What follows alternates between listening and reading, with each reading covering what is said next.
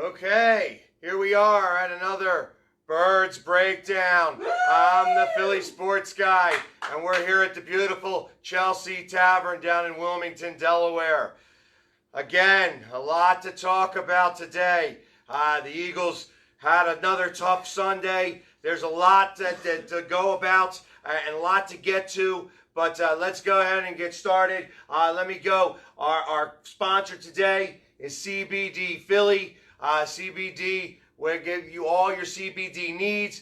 Definitely check if you want to reach them online. Go to cbdphilly.com and you can use the code TPSG for 15, and you get a 15% discount on their entire stock. They got some fantastic Christmas packages that they put together specifically for the holiday season. Definitely check them out, either up in their location up in Northeast Philly or near the Fox Chase area, or definitely cbdphilly.com for all your CBD needs. Philadelphia, CBD, Philly. Philly loves CBD. Anyways, let's get right to the Birds Breakdown.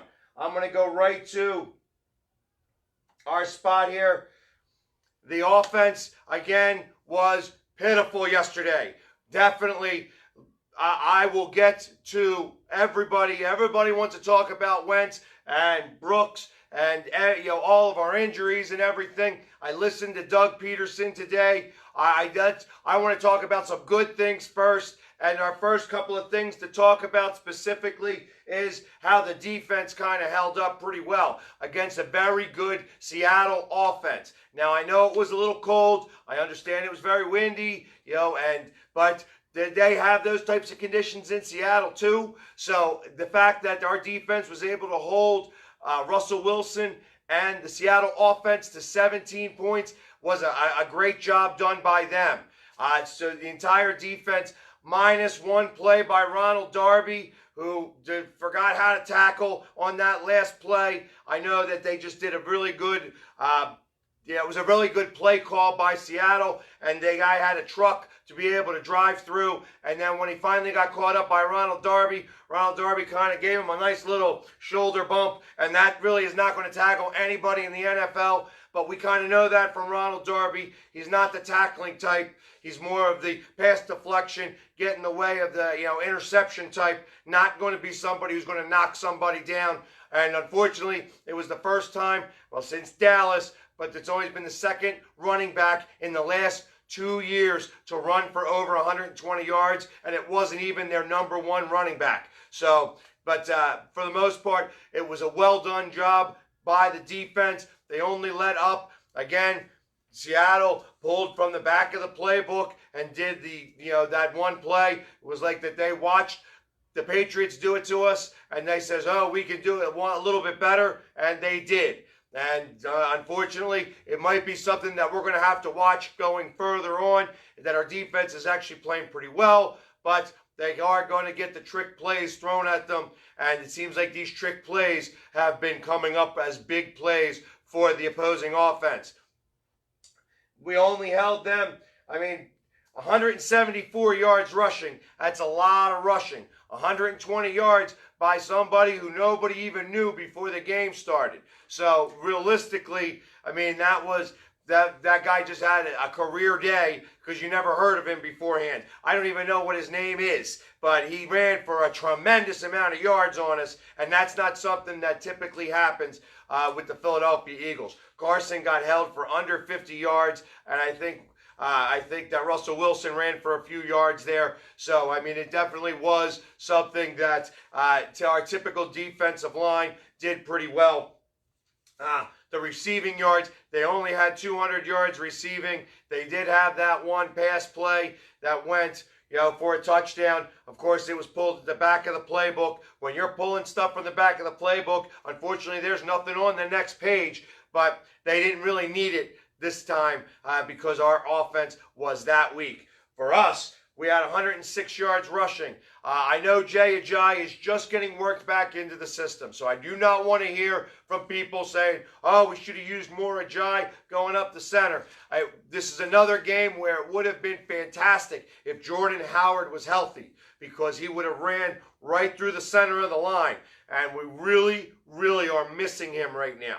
Jay Ajayi just does not have his legs under him well enough, or at least I am sure that I wouldn't trust him even well enough right now to be able to handle the load. And Sanders is, he's doing what he can right now when he's got his play calls. But when we have 45 play calls for the pass, there's a problem there. He went back to pass like 52 times. He was sacked, 3 times? He ran 4 times, 45 passes with only 20 or 33 completions, but only 256 yards and 1 touchdown at the very end of the game. That's not going to get it done against any NFL team. Let alone, even against the Miami Dolphins, we have a performance like that, and it's not going to go very well for us. So the fact that it was against Seattle, they didn't need the Legion of Boom. They just needed to have just some guys out there, because really anybody could have stopped our offense yesterday, and we're going to get to some of those reasons why that happened. Even in the process of all this, they are smart with their time of possession. So this is what makes me believe that these things can be fixed. Our defense is getting the opposing offenses off the field. Now our punter, I'll blame it on the wind again, but I mentioned something last week about our punter, and this week he got out-punted again. And I tell you, I'm not exactly sure what's going on with him, but he better figure out how to punt the ball a little bit better, because he's not getting them down there well enough. The fact that, again, this was another field possession game. When you have these small points, when you're only giving up 17 points, you're scoring 9. So we scored 19 points over the last 2 weeks and gave up 34 points. If you give up 34 points against 2 teams that between them had 18 wins, that's a problem. That's a problem when you're not winning those games. So the fact that our defense is coming to play and doing the things right, that's going to come back and do us a lot of favors. We got to get better at scoring points and not worrying about it at the very end of the game. We got to get down there and at least giving our chance to kick a field goal or something. You know what I mean? We have to move a little bit better. And I understand that where this blame is going to go, a lot of this blame today is going to go to Carson Wentz.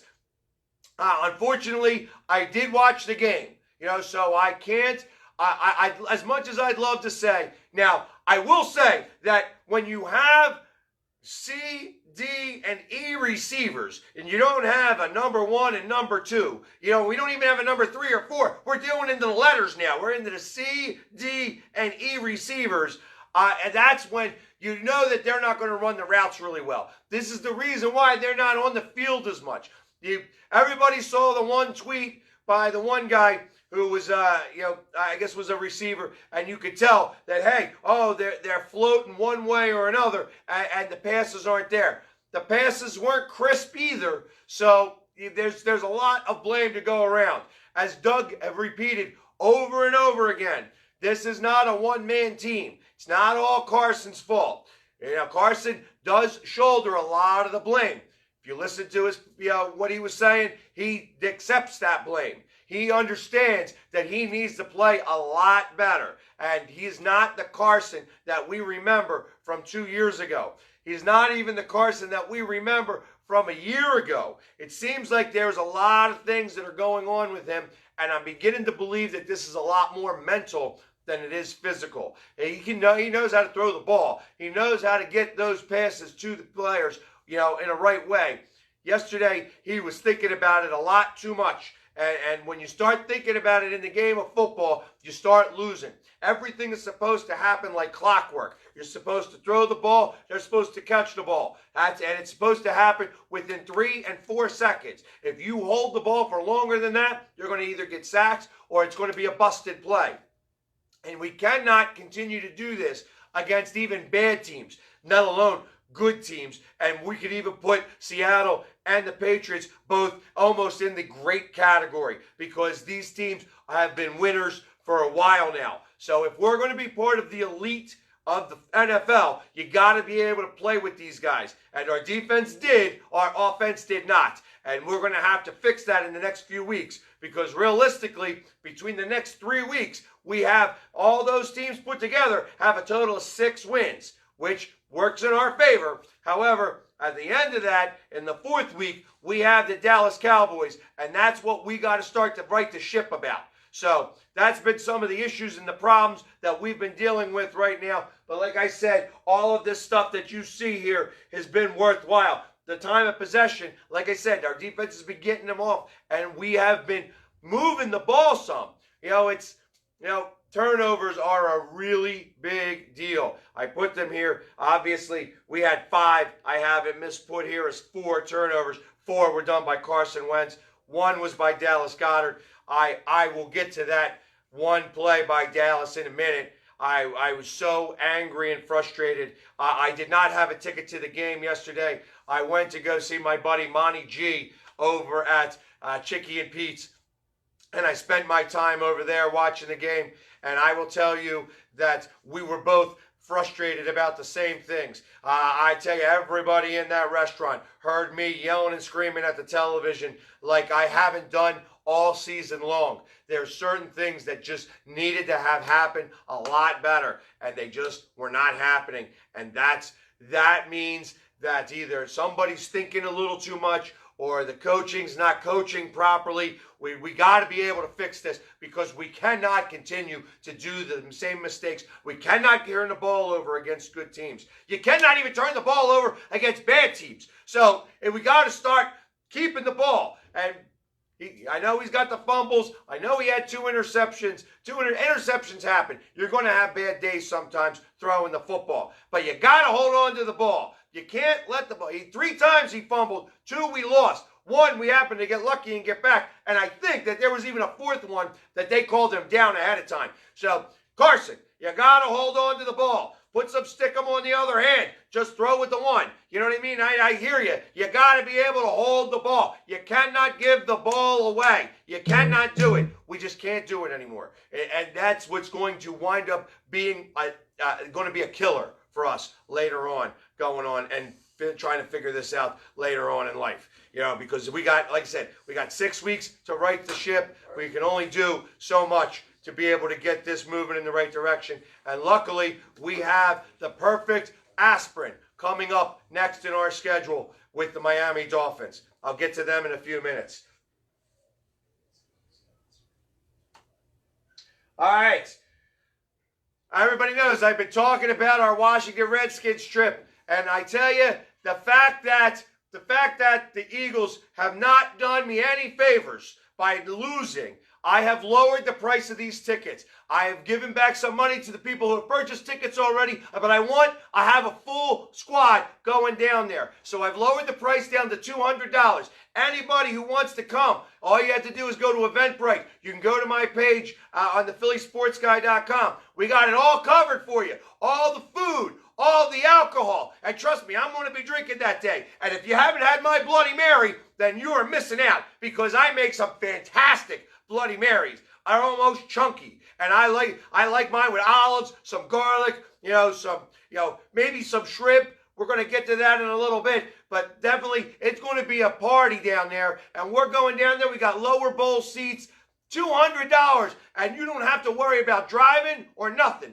We leave at 9 o'clock in the morning from Ridley Park, go all the way down there to FedEx Field. We're going to have a tailgate. We got some major people coming to that game. I definitely got some surprises in store for everybody. You're going to get a couple of T-shirts. We're going to, like I said, and then we're going to watch because that's how you're going to win the division that day, or we're going to get everything ready to be tied up for the division against the Dallas Cowboys the following week.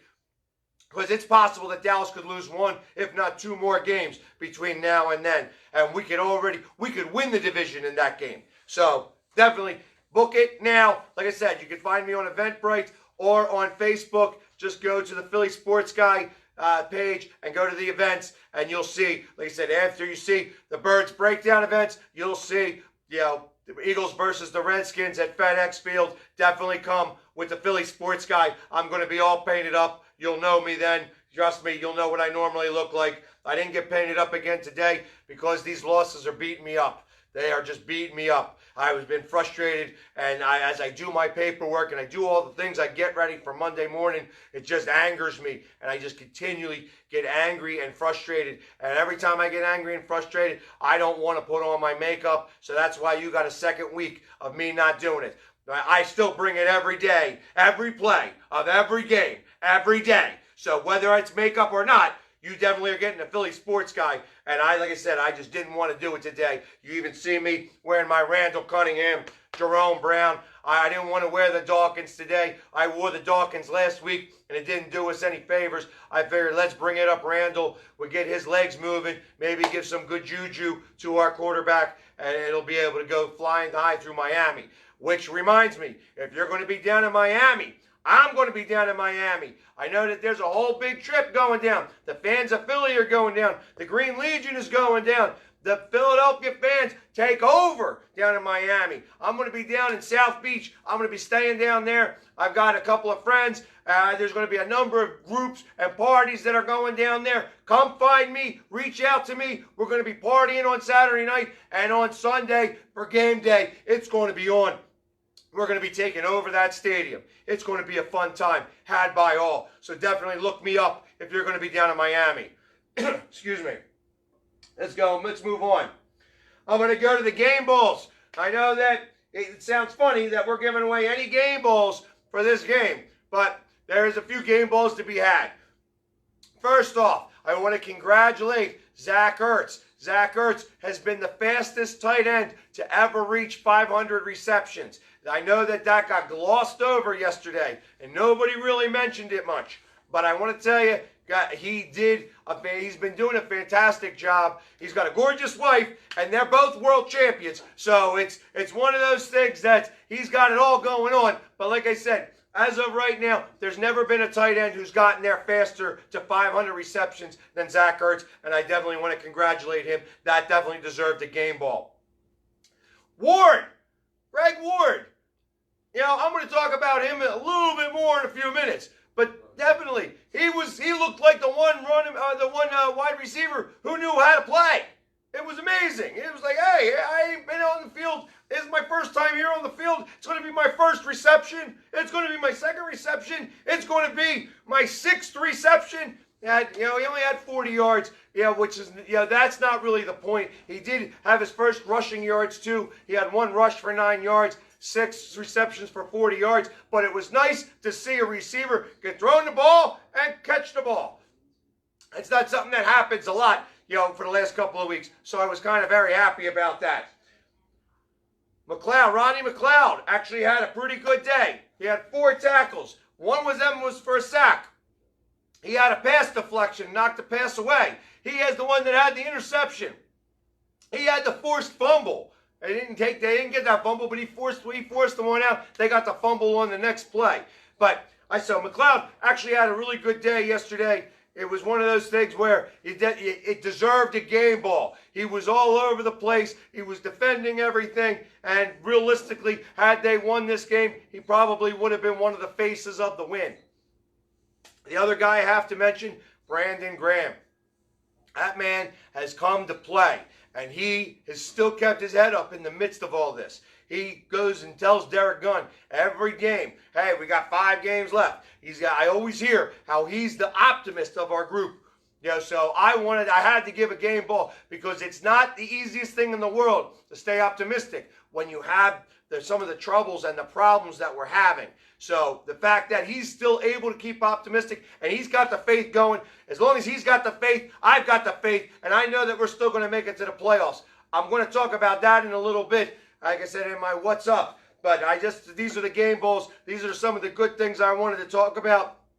The entire defense did real well. Nathan Geary also had a great day. He had like 9 tackles and a forced fumble and a sack or a half a sack. And, so we had 6 sacks on Russell Wilson. You don't typically have that. He got hit 10 additional times beyond that. So those quarterback hits and those sacks he was paying a price to all those things. He just, like I said, and it showed. They only scored 17 points. They averaged 27 points a game. So the fact that they only scored 17 points and you take away 7 on a trick play, Now you've got them only scoring 10 points. That's a good day by any defense, and it should be a day that we would win.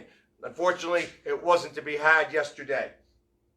So, but I want to go and talk about what's going on. My first one, Wentz. Is he in quicksand?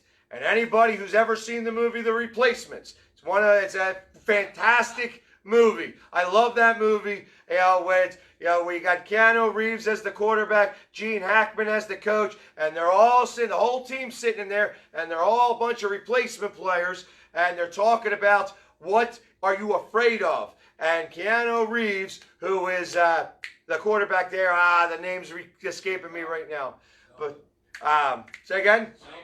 Shane Falco, that's right. And they're talking about what they're afraid of, and then they're talking about bees and ants and bugs and stuff like that. And then Shane turns around and says, quicksand.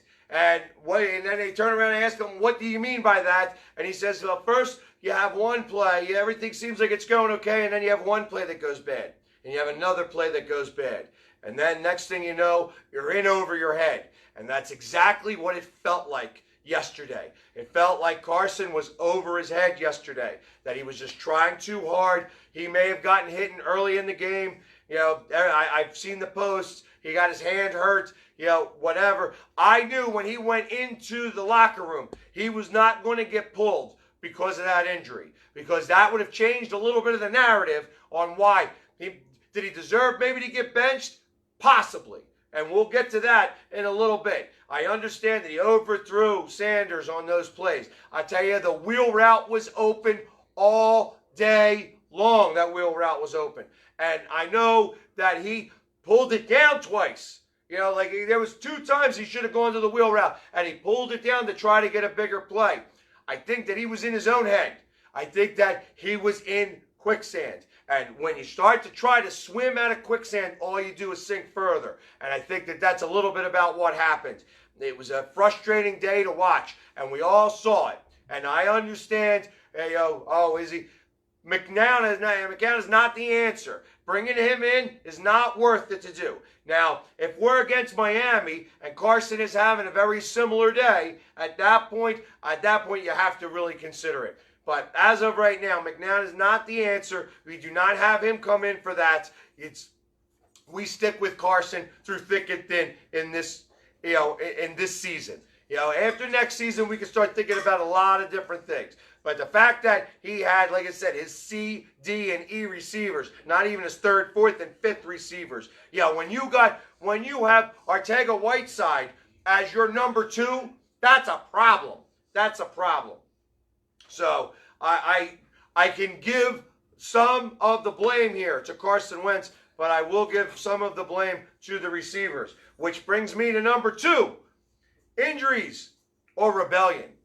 I'm not exactly sure. That's what kind of itches me a little bit.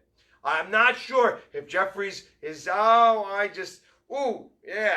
hurts. That smarts a little bit. I don't know that I can go. I was doing okay all the way up until like Sunday morning. I don't know that I can go. I'm a little, that hurts.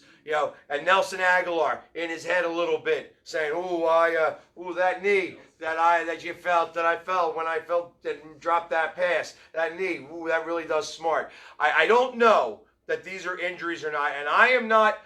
Listen, playing in the NFL is difficult, and I can't say that somebody's hurting or not hurting. So I do not want to say that that they're faking these injuries. Never am I going to be one of those guys to say that. However, it is something that I have to think about and have to mention, because it's not something that you typically hear when the coach says, hey, they're trending in the right direction, and then has to say on Sunday and on Monday, no, they're not. They cannot play. They cannot go. That's telling me a little something more about what's going on, and it might have been a little bit of a rebellion that happened inside the locker room.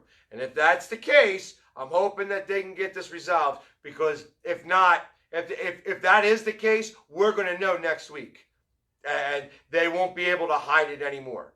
So in the midst of all that, which brings me to Brooks, and like same thing with Brooks. where the anxiety. Now, I understand about anxiety. I know what that's like. I have family members that suffer from this in a very bad way. So I can appreciate where he's coming from. But that gets spawned on by a few things. And if it's the locker room that's being a little bit testy right now, I can imagine somebody who gets anxious is going to get more anxious about that. So I cannot say that it was Seattle that made him anxious. Who knows? He may have got some personal thing going on with his life that made him anxious. However, that tells me that the fact that that happened in the process of this may lead more to the fact that these receivers are doing something that they shouldn't be doing, and that goes a little bit more to the rebellion factor. And that's what he was more anxious about. Because when you're part of a family and everything is going in the right direction, you don't feel the anxious because you feel like the man's got your back. When you feel like your brother doesn't have your back anymore, things start to get real anxious. And I know that feeling. Like I said, I've watched my family members go through that. And it's one of those things you cannot explain unless you know it. So I cannot say that he should have played through, because I know what that's like in not being able to play through. But there's something that's spawning that on, and it could very well lead to my second point, where this could have been a little bit of a rebellion. But in the process of that, the rest of the offensive line, where are you? Hey, O-line, where you at? I understand that. All right, we were missing Lane Johnson, and he is the best at his position in the NFL. And I know that Dillard practiced all week long, and I listened to the press conference today with Doug Peterson, and he was saying that, hey, he did well by, between Monday and Friday and Saturday, he did great. He didn't do so well on Sunday, though. So, and the fact that he said earlier in the week, it's like trying to write with your other hand. That was a little bit of a telling thing. Jason Peters had to go over there. Vaitai went on to the other side, and Dillard had to be sat. That is a huge question mark. This guy was doing well a couple of weeks ago. Now all of a sudden he forgets how to play. I got to imagine that the footwork is tremendously different. So I don't want to say, hey, if you're a third baseman, you can play first base with ease. That doesn't work that way. And I understand that it's a big difference between right and left tackle. However, it's still pushing, and he was giving up people left and right. So maybe he went out drinking the night before. Maybe maybe there's something else going on. I don't want to speak out of turn. However, I knew that he needed to be pulled from that game, and that made a big difference. The fact that it screwed up our entire line, and that could have also helped with the anxiousness with Brooks that he had to get pulled from the game. But either way, let's be on that. My fourth point, why are we just now seeing Greg Ward? I tell you, I understand that he missed a couple of routes, and his timing isn't the best, but he's been on the practice squad. He got on the field. He was able to dress for one game, but he's been on the practice squad for a couple of years now. In preseason, he looked like the one receiver who actually was doing something. He did much better than Mac Hollins, who Mac Hollins is a fantastic, special teamer, and loves to play special teams, would rather play special teams and hit somebody than actually try to catch the ball and get hit. But Greg Ward was actually catching the ball. Like I said, the one route he did run was a little off, and that was the one incompletion that he had. But realistically, he was the only one that looked like he knew a little bit about what he was doing and was on the same page as Carson for a minute. So between Zach Ertz and him, they were doing pretty well. So I don't know why we haven't seen more of him. I hope to see more of him in the next couple of weeks, especially since we're having all of these receiver issues. Number 5, Dallas. Goddard. Dallas. When you catch the ball and you got two blockers, pick a side so that they can move the guys one way or another. You do not run in between them. You ran right in between them. And I yelled it right away. I'm like, why aren't you? Go to the outside. You have them be able to move one way or another. You went right in between them. Now you got 5 guys all stacked up there. And then all that one guy had to do was just go bink. That's all he had to do was bink, knock that ball right out of there. What are you doing? You have been playing football for a lot longer than I've been talking about it. So I don't want to hear that you don't know what the hell happened there. I know exactly what happened there. You should have picked a side, or you should have gone down. You know, like I said, running through them and hoping that you're going to break them up ain't going to be the way that does it. And that really made me frustrated because we were actually doing something on that drive. And then they wind up getting the ball back. I think we started that drive, maybe it was on our 2-yard line, and we're driving all that way and to lose the ball because of that dumbass mistake. Come on. Pick a side. You could have went into the field. You could have went out of bounds. But to try to break them up, well, now you got 5 guys all blocked in together. And you're trying to hold on to the ball as best as possible. And all that guy did was just bank. It's like he smacked it. Like he was smacking a fly off the wall. That's ridiculous. That's why, Dallas, got to do better than that. I know that they're going to be coaching better than that this week, because we cannot lose the ball, especially in those types of situations. You've been fantastic so far this year, but I definitely had to give you some shit for that because it was ridiculous. The play calling. Doug, we have done amazing on these quarterback sneaks. And we have 3rd and a half of a yard, a 1/3 of a yard. We got to go a few inches, and you decide to go do shotgun. Now, I understand our offensive line wasn't our atypical offensive line, but our offensive line outweighed their defensive line, and their linebackers. So our 5 guys outweighed their 3 and 2, the 5 guys that they had in there. And that means we win. We're going to win that battle every time. I don't know why you decided to do something different. Sanders wound up getting knocked back for a 5-yard loss. Ridiculous. I can understand maybe you calling a couple of plays and it not being executed properly, and that would have been more Carson's thing. But the fact that for the last 2 weeks, we've been hearing about how the defenses know what your plays are. Is that because you had to dumb down the offense? I mean, is that what's going on here? And you don't want to say that to everybody? I can understand that because, like I said, we got D, C, D, and E receivers, and the only people that you can trust and that Carson can trust is the tight ends and the running backs. I can get that a little bit, but we got to figure out something better. It's, go to a wishbone. Go do something different. You know what I mean? Put Dallas Goedert as a fullback. You know what I mean? There's so many things that we could do a lot differently. Running the ball even. Going very slow and just running the ball. Throwing the ball, going back to pass over 50 times is never going to win any game. Never in the NFL is that going to win a game. 50 times he went back to pass. I think it was 52 in total. 52 times he went back to pass. And whether he had to run or do whatever. But that's unheard of. It's unheard of. The play calling, that goes on you and Mike Groh. I'm telling you, I'm tired of talking about Mike Groh. It's time. I know that you ain't going to pick somebody out of the air right now and hope that he comes over here. And I keep hearing a lot about the old DeFilippo, the old quarterbacks coach, and that he was a tough guy to deal with. Truth of the matter is, I don't know. I may even want to have him come back. Since he's sitting there and doing nothing, I wouldn't mind having him come in as a consultant. Because as of right now, something stinks. And it starts with an M and ends with an H.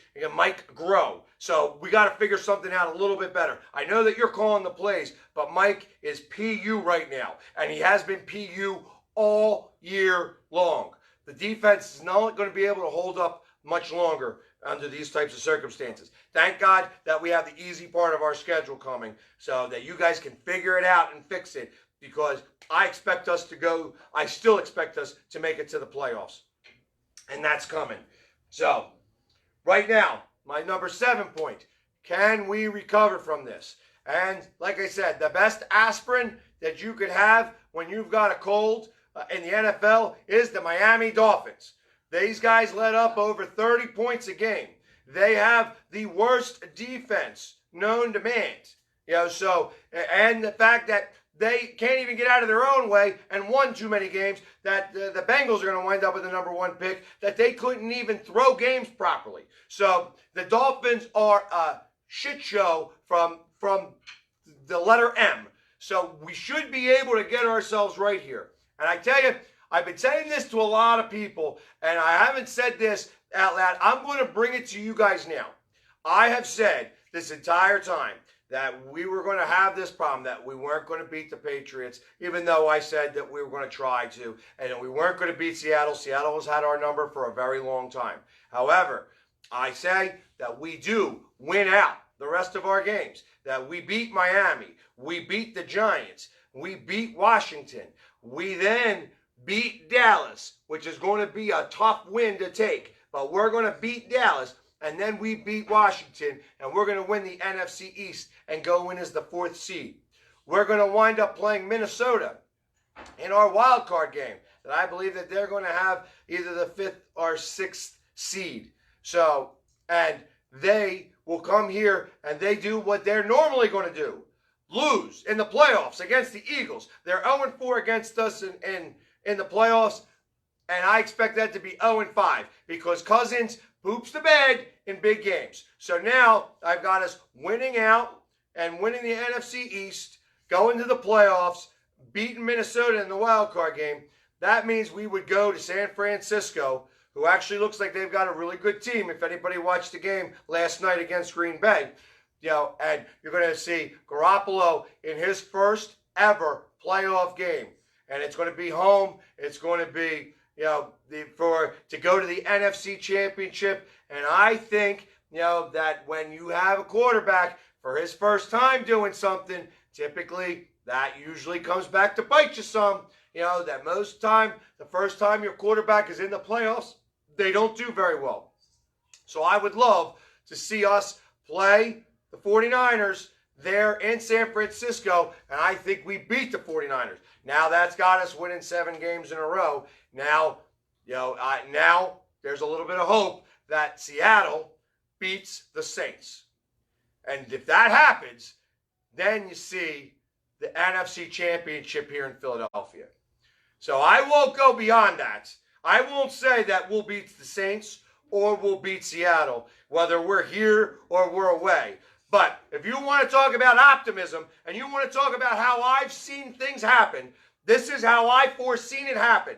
I think it's a good chance that the NFC Championship is here in Philadelphia. You heard it here first. Now, I know that sounds ridiculous, but it's very possible. So I'm going to finish that as my what's going on there. That's how we make the playoffs. Obviously, I believe that we can. That all of this is fixable and all of this can happen. Do I think that we're going to have the NFC Championship here? I'm not going to bet any money on that. But if somebody wants to give me some really heavy-duty odds, I might put a 5 or a 10 spot on that. Because realistically, 1,000 to 1 odds for the NFC Championship to be here, I'll put $20 on that because I think it's a real possibility. The eagle eye on who's on deck. Your favorite of mine, the Miami Dolphins. Miami Dolphins. They actually have a fight song. It's the most ridiculous thing in the world I've ever heard. I tell you, last time I've been to Miami for the game, it was like 2005. We had the 3-headed monster. We had 25,000 people in that stadium, and we took that stadium over, hands down. I expect that we'll be doing the same. Now, I got to imagine that everybody after Thanksgiving, that it may not be 25,000, but I expect this to be an empty stadium then because the Miami Dolphins fans, PU, they have checked out of this season. I mean, I think it was 2 weeks ago that Dolphins tickets could go for like $11. Now, I know that does not beat that if you wanted to go to the Washington Redskins Detroit Lions game, you could buy a ticket into that game in the lower bowl for $4. That's because nobody wants to go see the Detroit Lions and their fans. There's only a couple of fans that travel for them. Afro Man, Lion Man, You know, I tell you, those are the guys that go and travel to these games, but nobody else was going to those games.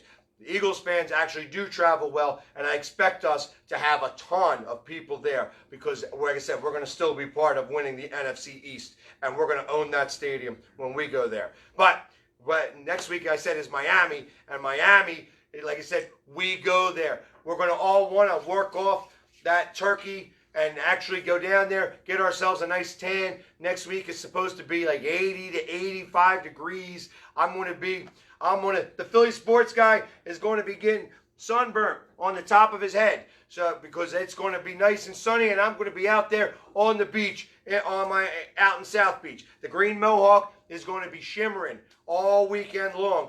And then it's going to end with a big win against the Dolphins. And then Sunday night, we just go party as I get ready to come back and talk to you guys on Monday about how well that Parson played and how well the receivers played and that type of stuff. I'm looking forward to that. But let's talk a little bit about who the Dolphins, they have 2 wins. They're 2-9. They have beat the Jets, who are PU, stinky. But they've got 4 wins against them. 1 against the Dallas Cowboys. The Jets are the reason why we're going to win the NFC East. That's one of those things you mark the words on. And the Indianapolis Colts, who, that's Frank Reich. How is it that Frank Reich, the mastermind, the guy who was supposedly the key to us winning the Super Bowl, loses to the hapless Miami Dolphins? Again, I'm talking that in jest for the people who don't understand my sarcasm, because Frank Reich did play a part in our Super Bowl, and he did a great job, and I would love to have him as our offensive coordinator here still. However, he's not God, and that when they losing to the Miami Dolphins proves that. PU to do that, have that happen. However, it did beat his old quarterback Nick Foles this week, and he spanked old Nicky Boy this week. I think it was 33-17 or something like that. Nick didn't even throw a touchdown pass. But anyways, these guys have the 30th offense in the league. They're 32nd. They're the worst team running the ball. They're 26th passing. They don't even get, obviously, 265 yards that you get of total offense each week. That's PU. That stinks. They've only gotten 163 points. They played 11 games. I mean, what does that come out to? Like, about 14 points a game. About 2 touchdowns a game is what they're scoring. And that's Fitzmagic. You remember Fitzpatrick the last time we played him? That son of a bitch scored 4 touchdowns, threw for 4 touchdowns on us with Tampa Bay. I know all those Tampa Bay fans were real excited to have him, and then he fell off. Well, he's not being Fitzmagic out there right now. He's Fitz-Stinko because he's not doing anything special over there. But he likes to play against the Eagles, so we definitely want to make sure that we're on it. I've been talking about how I want Jalen Mills to get a pick 6. Jalen, if you hear me, I'm going to be in the end zone. You bring me the ball. I want the ball. I want a football. You're bringing me a pick 6 this week. Fitzmagic. I want it, and I'm going to have you sign that ball for me. Trust me, I know it's coming. I've been talking about it for weeks. You've been waiting to see me again because we got the same color hair, Jalen. I'm getting that ball. I want that ball this week. Anyways, just to finish with Ryan Fitzpatrick, he's got 10 touchdown throws, 10 interceptions. So he's got like a 78 rating. That stinks. That is backup numbers. There's a reason why. You know who's had 78 over the last couple of weeks? Carson Wentz. That's what happens. For the last 2 weeks, Carson has had like a 76 passer rating. That's what happens when you're in the 70s. What you have happened those last 2 weeks. So he's had that all season long. PU.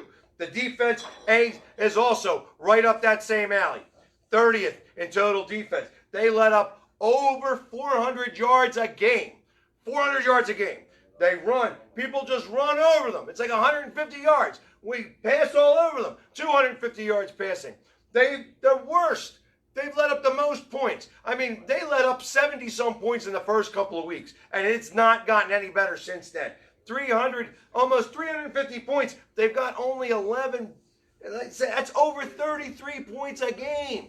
It's That's ridiculous. That is ridiculous. So, anyways, I expect that we will run all over them, all over the Dolphins, and we need to. Like I said, we got to right the ship because right behind them we have pick 6, Daniel Jones, and Eli Manning, who may be back at the quarterback spot again, against for the Eagles. He may come back and play one last game. I know that pick 6 Daniel Jones is not having a great season so far this year. He's definitely taking his lumps. He's actually not a bad quarterback. In his first game he ever played, he came back from like 21-point deficit. That's something that's really awesome, for the Giants. But the Giants are PU. They are definitely by far the worst team in New York right now because Buffalo has actually got a pretty good team. They're 8-3. You have the Jets that are 4-7, and then the Giants that are 2-9.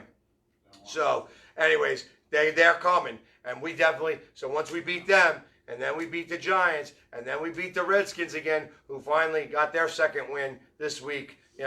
Against the Detroit Lions, because I think that they just turned through in the towel. So now that's why you have 6 wins over the next 3 weeks between all those teams. That's how you right the ship. That's how things get better. So my final thoughts for today at the beautiful Chelsea Tavern for our Birds Breakdown. My final thoughts. Wave goodbye, Jordan Matthews.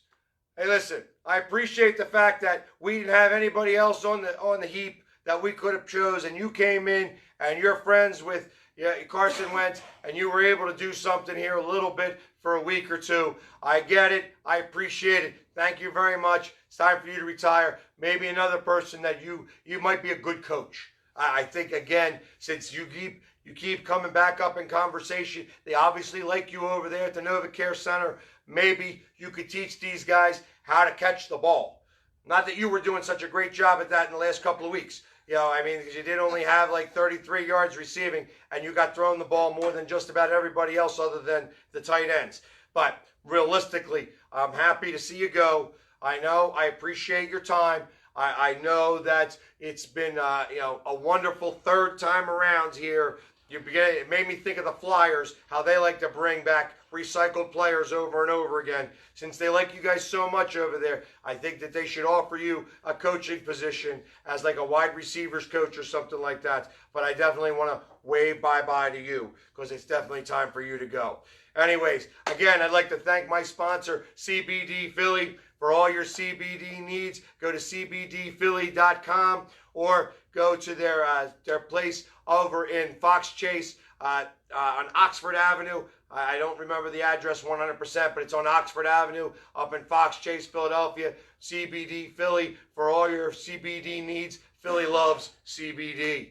And, of course, the beautiful Chelsea Tavern here that allows me to do this every week. And listen, our Birds are going to turn it around. We're going. Like I said, I already believe that we're going to the NFC Championship game, and which may be happening here. I really believe that we're going to at least get to the second round in the playoffs. So I expect us to be able to start to right this ship, and nothing starts to make things better than winning. And I know that we have not felt that in a couple of weeks, and it's been a challenge for us because we've gone against 2 great teams, and those great teams figure out ways to win. And right now, we're having a hard time figuring that out. But it's going to turn around, and all of a sudden, things are going to start looking up for us. And then, next thing you know, 4 weeks from now, you're going to see us against the Dallas Cowboys, and then that's going to be a real fight and a real battle. Anyways, thank you again for tuning in. Thanks to everybody here at the Chelsea Tavern. Everybody, let's get next week for a Birds Breakdown. Go Birds! Yeah! You gotta believe!